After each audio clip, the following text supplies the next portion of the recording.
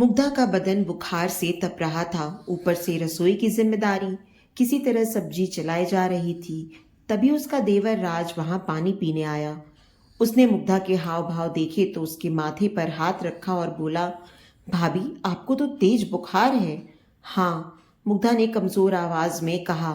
सुबह कुछ नहीं था, दोपहर से अचानक। भैया को बताया? नहीं, वे तो परसों आने ही वाले हैं। वैसे भी बेकार परेशान होंगे। आज तो रात हो ही गई, बस कल की बात है।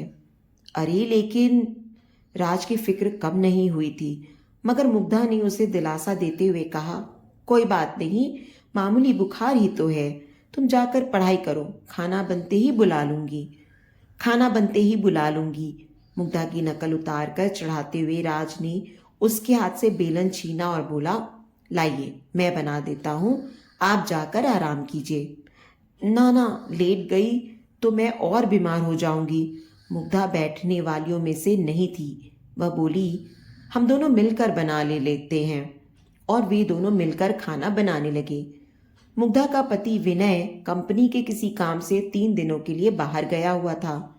वह कर्मचारी तो कोई बहुत बड़ा नहीं था, लेकिन बॉस का भरोसेमंद था, सो किसी भी काम के लिए वे उसे ही भेजते थे। मुग्धा का 21 साल का देवर राज प्रतियोगी परीक्षाओं की तैयारी कर रहा था। विनय जैसा प्यार करने वाला पति पाकर मुग्धा भी खुश रहती थी। कुछ पति की तनख्वाह और कुछ वह खुद जो निजी स्कूल में पढ़ाती, दोनों से मिलाकर घर का खर्च अच्छे से निकल आता। सास ससुर गांव में रहते थे। देवर राज अपनी पढ़ाई के चलते उनके साथ ही रहता था। जिंदगी में कमी थी तो बस यही कि खुशहाल शादीशुदा जिंदगी के 10 सालों के बाद भी उनके कोई औलाद नहीं थी। अब मुग्धा 35 की हो चुकी थी। अपनी हम उम्र बाकी टीचरों को उनके बच्चों के साथ देखती तो ना चाहते हुए भी उसे रोना आ ही जाता। वह अपनी डायरी के पन्ने इसी पीड़ा से रंगती जाती। रोटियां बन चुकी थीं। राज ने उसे कुर्सी पर बैठने को बोला और सामान समेटने लगा। मुग्धा ने सिर पीछे की ओर टिकाया और आंखें बंद कर लीं। वातावरण एकदम शांत था। तभी वहां वही तूफान फिर से गरजने लगा, जिसका शोर मुग्धा आज तक नहीं भाप पाई थी। राज की गर्दन धीरे से मुग्धा की ओर घूम चुकी थी। वह कनखियों से मुग्धा की फिटिंग वाली कमीज में कैद उसके उभारों को देखने लगा था। मुग्धा की सांसों के साथ जैसे जैसे वे ऊपर नीचे होते, वैसे वैसे राज के अंदर का शैतान जागता जाता। हो गया सब काम? बर्तनों की आवाज बंद जानकर मुग्धा ने अचानक पूछते हुए अपनी आंखें खोल दी। राज हकबका गया और बोला, हाँ भाभी, बस हो ही गया। कहकर राज ने जल्दी जल्दी बाकी काम निपटाया और खाने की चीजों को उठाकर मेज पर ले गया। मुग्धा ने मुश्किल से 2 रोटियां खाईं, वे भी राज की जिद पर। वह जबरदस्ती सब्जी उसकी प्लेट में डाल दे रहा था। खाने के बाद मुग्धा सोने जाने लगी तो राज बोला, भाभी 15 मिनट के लिए आगे वाले कमरे में बैठिए ना, मैं आपके लिए दवा ले आता हूँ। अरे नहीं, रात भर में उतर जाएगा। मुग्धा ने मना किया, लेकिन राज कहाँ मानने वाला था। मैं पास वाले केमिस्ट से ही दवा लेकर आ रहा हूँ भाभी, जहां से आप मंगाती हैं हमेशा। दरवाजा बंद कर लीजिए, मैं अभी आया। कहता हुआ वह निकल गया। मुग्धा ने दरवाजा बंद किया और सोफे पर पैर ऊपर करके बैठ गई। राज ने तय कर लिया था कि आज तो वह अपने मन की करके ही रहेगा। इस बीच केमिस्ट की दुकान आ गई। क्या बात है राज बाबू? केमिस्ट ने राज को खोया सा देखा तो पूछा। राज का ध्यान वापस दुकान पर आया। दवा चाहिए थी, उसने जवाब दिया। अबे तो यहाँ क्या मिठाई मिलती है? केमिस्ट उसे छेड़ते हुए बोला। वह उसका पुराना दोस्त था। राज मुस्कुरा उठा और कहा, अरे जल्दी देना। जल्दी देना? बड़बड़ाते हुए केमिस्ट ने हैरत से उसकी ओर देखा। कौन सी दवा चाहिए ये तो बता। यराज को याद आया कि उसने तो सचमुच कोई दवा मांगी ही नहीं है। उसने ऐसे ही बोल दिया, भाभी की तबीयत ठीक नहीं है, उन्हें बुखार है, जरा नींद की गोली देना।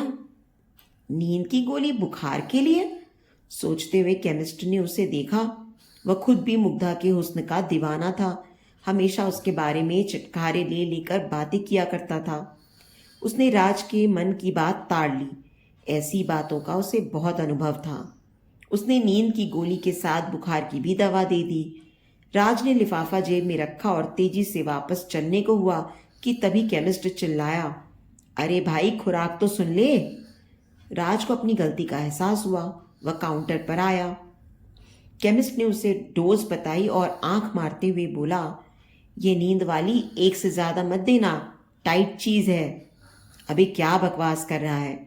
राज के मन का डर उसकी जबान से बोल पड़ा। उसकी तो चोर की दाढ़ी में तिनका वाली हालत हो गई। वह जाने लगा।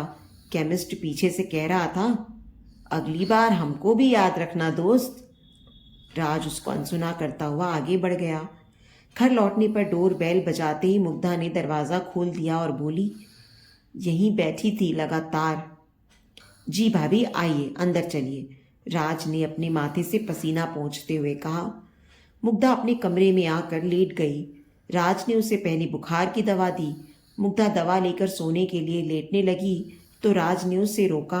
भाभी अभी एक दवा बाकी है। कितनी सारी ले आए भैया? मुग्धा ने थकी आवाज में बोला और बाम लेकर माथे पर लगाने लगी। भाभी दीजिए मैं लगा देता हूँ, कहकर राज ने उससे बाम की डिब्बी ले ली और उसके माथे पर मलने लगा।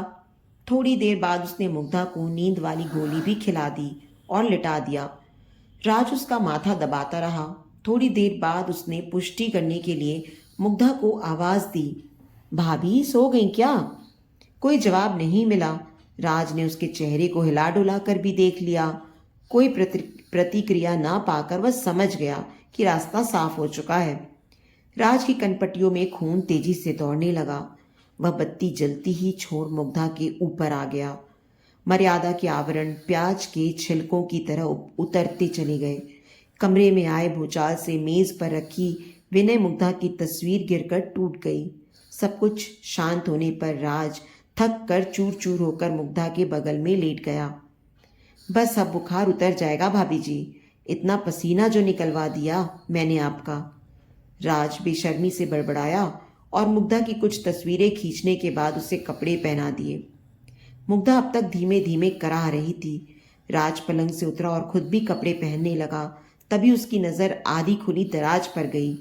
भूल से मुग्धा अपनी डायरी उसी में छोड़ी हुई थी। राज ने उसे निकाला और कपड़े पहनते पहनते उसके पन्ने पलटने लगा। अचानक एक पेज पर जाकर उसकी आंखें अटक गईं। वह अभी अपनी कमीज के सारे बटन भी बंद नहीं कर पाया था, लेकिन उसको इस बात की परवाह नहीं रही। वह अपलक उस पन्ने में लिखे शब्दों को पढ़ने लगा। उसमें मुग्धा ने लिखा था, बस अब बहुत जल्द रो लिया, बहुत दुख मना लिया औलाद के लिए। मेरा बेटा मेरे पास था और मैं उसे पहचान ही नहीं पाई।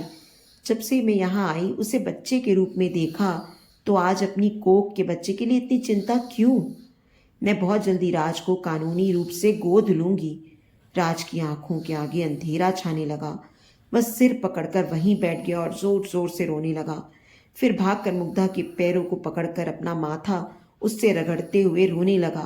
भाभी मुझे माफ कर दो, ये क्या हो गया मुझसे?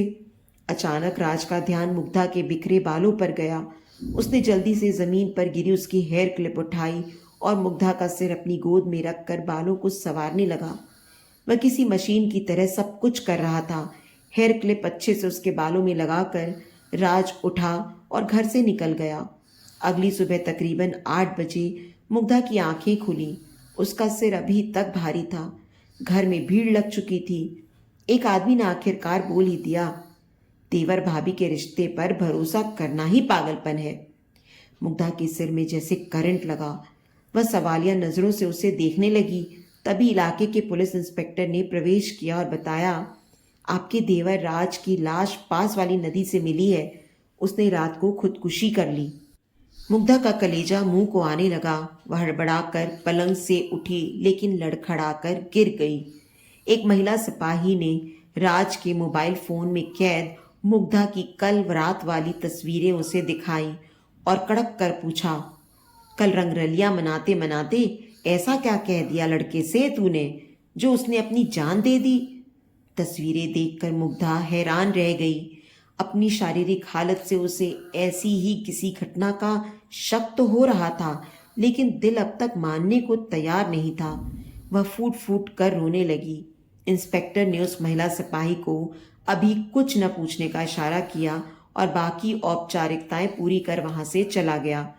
धीरे धीरे औरतों की भीड़ भी छटती गई। विनय के फोन आया था कि वह आ रहा है, घबराए नहीं, लेकिन मुग्धा बस सुनती रही। उसकी सूनी आंखों के सामने राज का बचपन चल रहा था, जब वह नई नई इस घर में आई थी। दोपहर तक विनय लौट आया और भागते हुए मुग्धा के पास कमरे में पहुंचा। वह जड़वत अभी भी पलंग पर बैठी शून्य में ताक रही थी। विनय ने उसके कंधे पर हाथ रखा, लेकिन मुग्धा का शरीर एक ओर लुढ़क गया।